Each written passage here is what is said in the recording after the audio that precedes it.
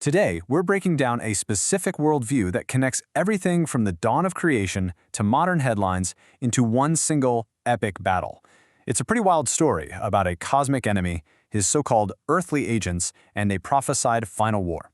So, let's get into how this whole narrative is built. So we're going to walk through the logic of this theory in 5 key parts. First up, it all starts with a cosmic figure, the eternal enemy. From there, it identifies a visible enemy right here on Earth who's supposedly working for him. Then we'll see how history gets completely retold to fit this story, how modern events are framed as the final endgame, and what it's all supposedly leading to, a prophesied final war. You see, the whole thing really hinges on one single figure from the story of creation. So to get this worldview, you first have to get him. Now, the source makes a really crucial distinction here. It argues that Iblis was a Jinn, a being made of smokeless fire, and not an angel. So why does that matter? Well, because in this view, angels, which are made of light, literally cannot disobey God.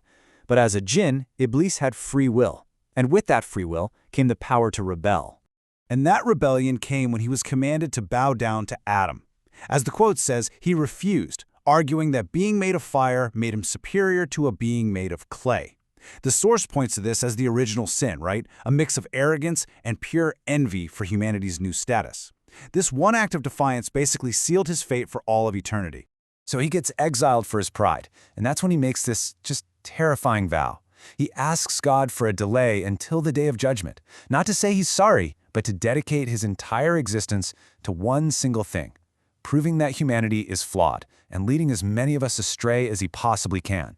This is really the origin story of the great spiritual war that's at the heart of this entire worldview. Okay, so you've got this cosmic spiritual enemy, but how does that actually play out here, in the physical world? The lecture argues he doesn't work alone. And this is the critical pivot point where the cosmic battle is given an earthly face, introducing the idea that humanity is actually up against 2 enemies, not just one. All right, and here we get to the absolute heart of the narrative, and its most controversial claim. The source alleges that while Iblis is the invisible enemy, he has a visible counterpart on Earth, the Jewish people. This one idea is the bedrock for everything else that follows, casting them as the main human players in this cosmic war. So how does the lecture justify this pretty huge claim? It presents this quote, which it says characterizes the Jewish worldview. It asserts that they see themselves as the only real humans and that everyone else, the goyim, are basically animals to be tricked and exploited. According to the speaker, it's this alleged belief that positions them as the enemy of all other people. Okay, so once that premise is locked in, the lecture basically goes back and reframes all of world history through this lens. It argues that major historical turning points weren't random at all, but were actually calculated moves in a secret plan that's been going on for thousands of years. And this timeline just shows you how sweeping this alleged conspiracy is. The source claims the Sunni-Shia split in Islam, caused by a Jewish convert, the Protestant Reformation, engineered to divide Christianity, the rise of international banking, a way to control global money by starting and funding wars, and it all culminates in the 1917 Balfour Declaration, which is presented as a major modern victory in this long game. So, this whole historical narrative, it doesn't just stop in the past. It leads directly into our time, which the source calls the final decisive phase of the plan, the end game. And when it comes to interpreting our modern world, the entire lecture really hinges on one single event. The source asks a very direct question. Who was really behind the attacks on 9/11? And the speaker's answer, it's completely direct, and it just flat out rejects the official story. He states with total certainty that the attacks were the work of Israel, a strategic operation carried out by who he calls humanity's visible enemy. But why? What was the point? Well, according to the source, the attack had this 3-step strategic goal. First, it was a warning to America to back off of any Middle East peace process.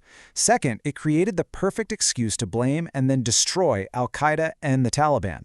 And finally, the war on terror that followed would be used to destabilize Pakistan, which is seen as the only Muslim nation with a potential nuclear threat. So you take all of it, the cosmic battle, the centuries of conspiracies, the modern endgame, and according to this worldview, it's all hurtling towards one single prophesied conclusion, a final apocalyptic showdown. The lecture talks about this final conflict called the Great Battle. Basically, think of it as the prophecy of Armageddon. It claims there's going to be a very specific trigger, the destruction of the Al-Aqsa Mosque in Jerusalem to build a new temple. This one act, the source argues, is what will finally unite the Muslim world and spark that last decisive war. So, when you step back, what we've just walked through is a complete narrative, right? It connects a cosmic beginning to a prophesied end.